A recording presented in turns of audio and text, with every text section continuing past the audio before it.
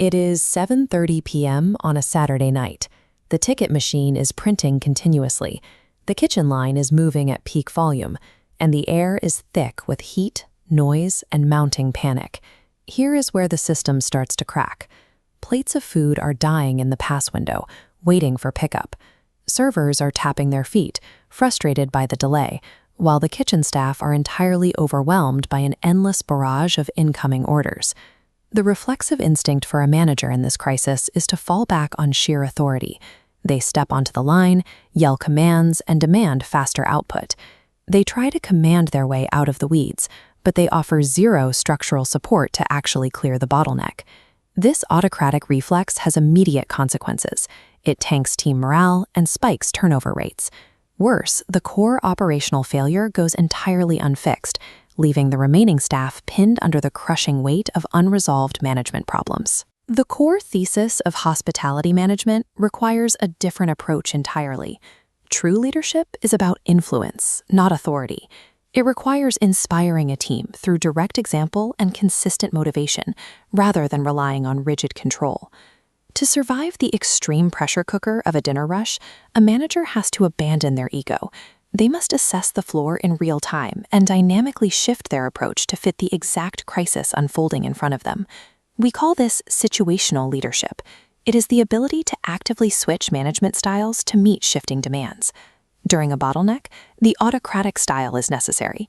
A leader makes unilateral, fast decisions to clear emergencies without waiting for consensus.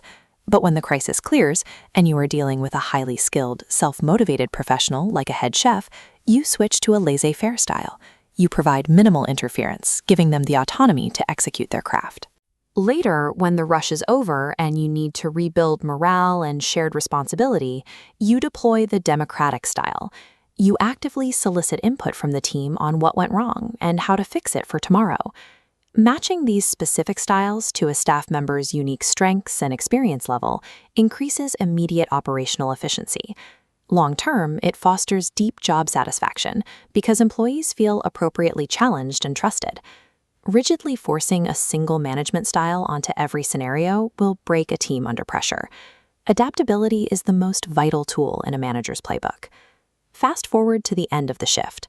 The physical rush is over, but the residual stress has mutated. We now have a direct interpersonal conflict brewing between the dining room floor and the kitchen line. A server blames the kitchen for an unacceptable delay on a VIP table's food.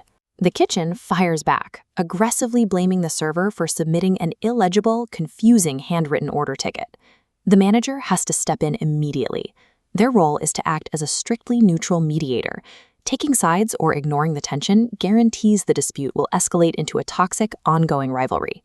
The first step is active listening. The manager brings both parties together and ensures each person feels completely heard, clarifying the facts without jumping to any premature judgments. This diagram maps the operational complaints to the specific pressures behind them.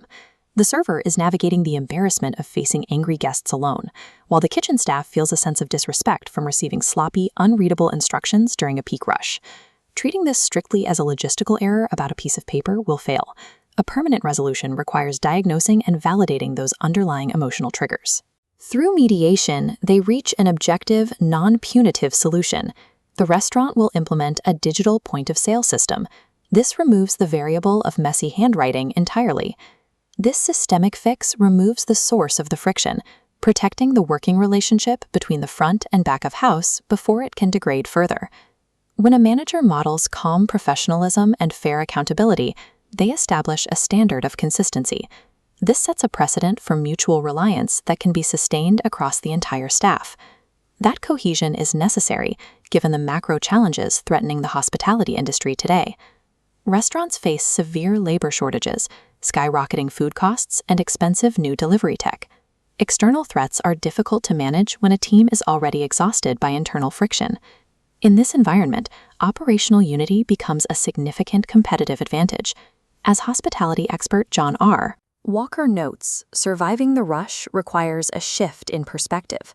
The best restaurant leaders do not command, they connect, communicate, and care.